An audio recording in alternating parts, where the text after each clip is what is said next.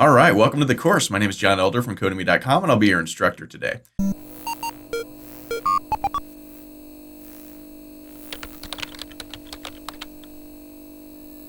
We're going to start out by downloading and installing the tools that we're going to need to set up a development environment so that we can write Ruby code. After that, we're going to jump right in and start learning Ruby. So we'll start out with basic things like string manipulation, variables, getting user input, doing simple math, making comparisons, making assignment operators, things like that. And then we'll move into slightly more intermediate topics, things like conditional if-else statements, arrays, different types of loops, while loops, each loops, things like that. Then we'll look at hashes, and then we'll look at something called FizzBuzz. It's a cool little program that coders always learn. It's kind of fun. And after that, we'll move into more sort of advanced topics, things like methods and classes. So Ruby is one of the greatest programming languages out there. It's really easy to use because it's very conversational in nature. You know, a lot of programming languages use lots of weird symbols and weird logic, and it's kind of hard to read. Ruby is very conversational. It's almost like just English. Not quite, but as far as programming languages go, Ruby is definitely one of the easiest and most enjoyable ones to work with. So Ruby powers Ruby on Rails. If you're interested in Ruby on Rails, I have a ton of other Rails courses. You can check out my website, Codemy.com, or just search wherever you're watching this video and check that out. So in the next video, we'll jump right in and start to download and install the different tools we need to create our development environment. All right, in this video, we're going to start to download and install the different tools we'll need to use this course. Now, when you're dealing with Ruby, you need basically three things. You need a text editor, something to actually write your code in. You need a terminal of some sort to run the code. And you need the actual Ruby programming language itself. So in this video, we're going to start downloading and installing the text editor and the terminal. In the next video, we'll probably look at installing Ruby itself. So if you are on a Mac or a Linux computer, you already have Ruby installed on your computer and you're ready to go. So you don't have to do that next video when we install Ruby on Windows. For Windows people, we're going to have to install it. It's very easy and it just takes a second. But if you're on a Mac or Linux, you will still need a text editor. You actually won't need a terminal either if you're on a Mac or Linux. They have one. You can just go up to the little search function on your Mac or Linux and type terminal and it'll pop up. So I'll just give you a quick hint of what we're going to install. So this is the Sublime Text editor. It's one of the most popular coding text editors out there. It's completely free. It works on Mac, Linux, or Windows. So it doesn't matter what kind of computer you have. You can use it. We're going to use this text editor. If you have another text editor that you're familiar with, that you already like using, absolutely feel free to use that in this course. It really doesn't matter what text editor you use. I just like Sublime. It's free. It's popular. So that's the one I'm going to use. As far as terminal for Windows, Windows actually does have a couple of terminals, one called the CMD command prompt, and the other one's called PowerShell. Those will work, but I suggest you download this one. It's the Git Bash Terminal. And the commands on the Git Bash terminal will be very similar to the commands on a Linux or Mac terminal. And there's some other reasons why we like this as well, but we won't get into that in this video. Again, it's completely free, so that's what we're going to download and use in this course. So let's start downloading these things. You can go to Google and just type in Sublime Text if you like, and search, and the first thing that pops up is SublimeText.com. This is the website for Sublime. You can see right now it's on version 3, build 3207. If those numbers change by the time you watch this course or this video, doesn't matter at all. Just download and install the most current version. So I'm going to go here and click on this download for Windows. Now I'm on Chrome, and when I do that with Chrome, this little box pops up. You can save this anywhere on your computer. I'm just going to save it to my desktop. Go ahead and save it. When it downloads, you can come down here to the bottom of the screen and click it, or if you're using a different web browser like Firefox, just navigate to wherever you saved it on your computer and double click it there. So we're going to run this thing. And this is a very, very simple installation. Pull this over. Really, it's just this one screen. You click next, then click install, and it will complete the installation. Now I'm not going to click install because I've already installed it on my computer, but you go ahead and do that. I'm just going to click cancel for now. Now to run this, just go to your Windows Start menu, and at the bottom where you can search, just type in Sublime and it'll pop right up. And this is what it looks like. We'll get into using this in a couple of videos from now, but that's really all there is to it for the text editor. Very, very simple. Next, head back to Google and type in Git, G-I-T, Bash, B-A-S-H. And the first thing that pops up on mine is this git-scm.com/downloads. That's what we want. And here's the screen. Again, this is version 2.22.0. If that version changes by the time you watch this video, absolutely no big deal. Just download the latest version. Go ahead and click this to download for Windows. And again, save this anywhere. I'm just going to save it on my desktop. Now, this is 44 megabytes, and for some reason, it's really slow to download on this website. It's always been like that. 44 megabytes should download instantly on a high-speed internet. I have very high-speed internet. It's taken forever, so it might take a minute or so to download. No big deal. So we can see it's finishing up right here. When it finishes downloading, just go ahead and click it to run the installation wizard. Now, this one's a little bit more complicated, so I'll walk you through it a little slower, but we don't really have to do anything dramatic, so you'll see that in just a second. So the license, go ahead and accept that. Click Next. All of these screens, we just want to click Next. There's like 10 of them. We don't want to change anything on here. Now here it's asking what text editor we're going to use, and it's saying Sublime Text. I happen to be using Sublime Text, but if you're using something else, you don't have to go through here and change it. Just leave it as Sublime Text. The Git Bash Terminal does not interact with Sublime or any other text editor, so I don't even know why they ask that. It's kind of silly. You can just click Next. Again, Next, Next, Next. We don't care what any of these things are. Just take the defaults for all of them. Next, Next, Next. And then finally, you get to this screen, and you see this installation button, this install. Go ahead and click that. I'm not going to do that because I've already installed it, so I'll just click Cancel. When that has finished, just search at, go to your Windows Start menu and type Git Bash, and it'll pop right up. Click on it, and this is the screen that should come up. If yours will say something different here, whatever your computer is called, whatever your logged in user account is, that'll probably appear there. I don't think the world is flat. I just find it hilarious that people do, so I named my computer that. I have a weird sense of humor. All right, so those are the two main tools that we need in order to use Ruby. In the next video, we'll go ahead and download and install actual Ruby itself, and that'll be in the next video. Okay, so we've downloaded and installed our Sublime Text editor and our Git Bash terminal. Now we just need the actual Ruby programming language itself. Like I said, if you're on a Mac or Linux, you already have Ruby, and you're good to go. If you're on a Mac or Linux, you also don't need to download that Git Bash terminal. You've already got a terminal. You could just search for terminal, the word terminal, Terminal, on your Mac search bar thingy. I'm not a Mac person. I don't know what it's called. And it'll pop right up. So now we need the Ruby programming language for Windows users. And there's a great installer that will install it for you. It has a little package, has all the files you'll need. You can install and try and download and install the actual Ruby programming language, but that's a hassle. We want to use an installer. So go to rubyinstaller.org. And this is the most common Ruby installer for Windows. Super easy. Go ahead and click the download button, big red download button. And now you might want to read this here. It says which version to download, and this changes all the time. Right now, it's suggesting this one right here in bold, which is Ruby plus DevKit. DevKit is a little extra program that kind of allows other programs to interact with Ruby. It has some C extensions and stuff. We don't really care about that, but you probably want it. If you're going to download this thing, you might as well download DevKit as well. So they're saying you should download 2.5.5.1 for the x64, 64-bit computer. Most computers these days are 64-bit. If you have an 86-bit computer or something higher, download the 64-bit version anyway. That's the one you really want. And in fact, if you read through here, I think it even says that.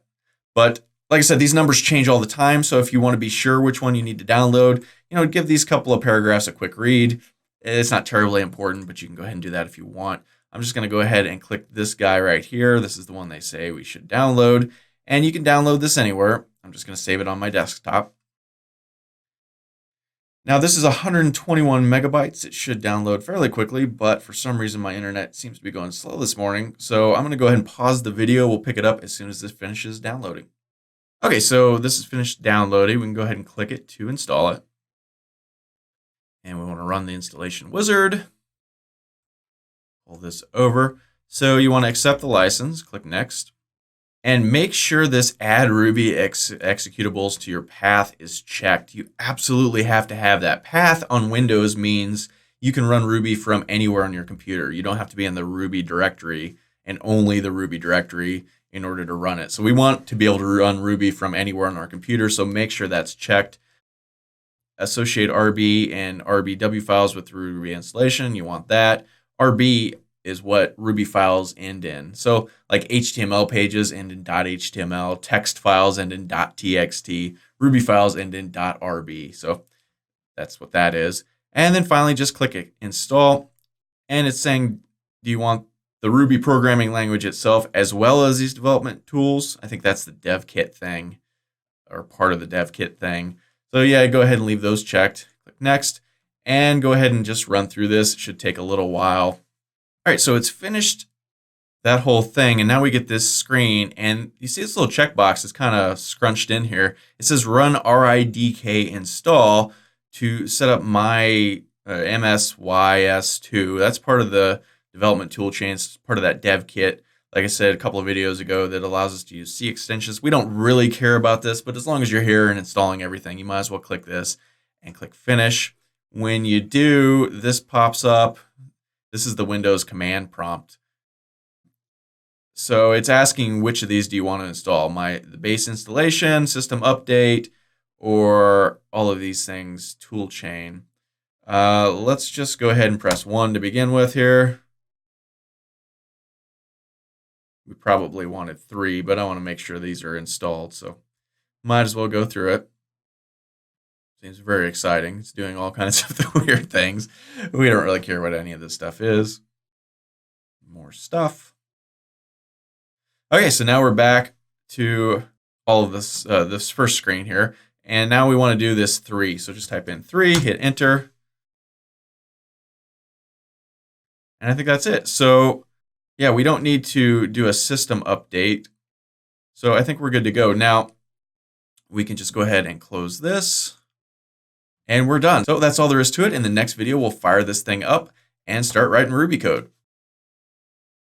Okay, so we've got our text editor, we've got our Git Bash terminal, we've got Ruby itself installed. Now we can start using this thing. So first things first, if you already had your Git Bash terminal running before you installed Ruby, you need to come up here and close it and restart it. It just needs a quick reboot for the Ruby change to take effect since the installation. And to restart this, go to your Windows Start menu, type in Git Bash, and it'll pop up. Click on it. And this is the screen you should see. Now, we can make sure that Ruby was installed by typing Ruby --version. And we can see 2.5.5, which is, if you remember, the version number that we downloaded. So that's cool. If you're on a Mac or Linux, it'll probably say version 2.0. That seems like a much earlier version, and it is, but it's perfectly fine for what we're going to be doing in this course. You can just go ahead and keep it that. You don't need the latest version almost ever, really, unless you're doing very specific, specialized Ruby work anyway. So you're good to go there. If you're on a Mac or Linux, you obviously won't be using this Git Bash terminal. You're going to be using your own terminal that comes with Linux or Mac. Like I said, just find the little search thing on your Mac or Linux, type in the word terminal, and you're good to go. It should look sort of similar to this, a big screen where you can type in these commands, and you'll just type in mostly the same commands that I'm typing in order to do this stuff. So, all right, that seems to be working. Now, open your Sublime Text editor. Go to your Windows Start menu, type in Sublime or Sublime Text or whatever. It should pop right up. And this is sort of what you should see. What we want to do here is save this file. So let's go Save As. And we want to navigate into our C directory. It really doesn't matter where you save these files, but I want to create a folder that will hold all of our files throughout this course. So I'm going to save it in my C drive. If you're on a Mac or Linux, save it anywhere you want. And just right click, and I want a new folder. Oops. Try and actually click the thing. So new folder. And we can name this anything we want. So let's just call this Ruby-for-everyone. Doesn't really matter.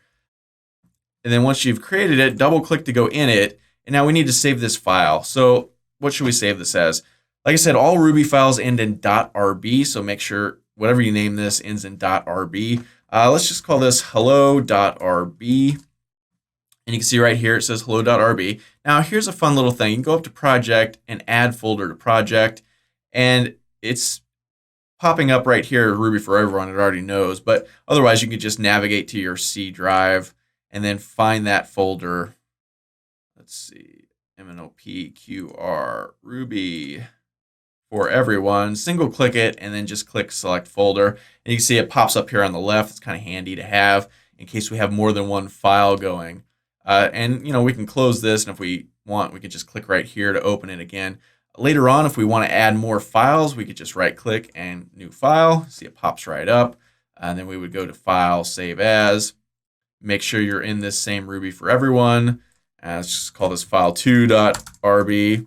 You notice there's this little icon next to the hello because our program, our system has already determined, hey, that's a Ruby file, and that's the little Ruby logo, I guess. So we can save this and see now we have, it pops up right here. We can flip around between the two. Close this one. If we right click here, we can rename it or we can delete it. We don't really need that, so I'm going to delete it. Now, okay, we've got this hello.rb file. So in this video, I'm just going to write some very, very basic Ruby code. I'll go puts, quotation mark, hello world, and then hit Control S on your keyboard, Command S if you're on a Mac to save this file, or come up here to File and Save. So this is our file. It's a very complicated Ruby program, as you can see. I'm not even going to go into what this is all about. We'll talk about the actual code later. But now we just want to head back over to our Bash terminal just to make sure that everything's working. We want to run this file and see what happens. So if I type in pwd, that shows that I'm in the directory C users flat planet. Now, flat planet is the name of my computer. Like I said, I don't think the world is flat. I'm really not one of those people. I just find it hilarious. So whatever your username is, whatever your computer name is, it'll likely say that there. But we need to be in the directory where our Ruby files are. So to do that, we need to change directory. And we want to go and C Ruby-for-everyone. And you can see we're in that directory because now it shows up right there. Or we can type in pwd again to see, yep, we're now in that directory.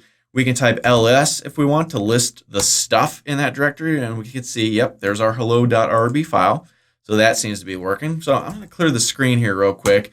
Now let's run our Ruby program. And to do that, whether you're on Mac, Linux, or Windows, it's the same. As long as you're in the correct directory here, you just type in Ruby and then the name of the file. And ours is hello.rb. And if we do that, boom, it runs and it prints out on the screen, hello world. And congratulations, you've just run your first Ruby program. I know it's a very exciting program we've just created, but this is the first program all coders always create. So that's very, very cool. So that means everything we've set up and installed is working correctly. Ruby is running correctly on our computer. The terminal obviously is running correctly. Our Sublime Text is good to go. And that's pretty much it. So let's move on to the next video and start learning Ruby.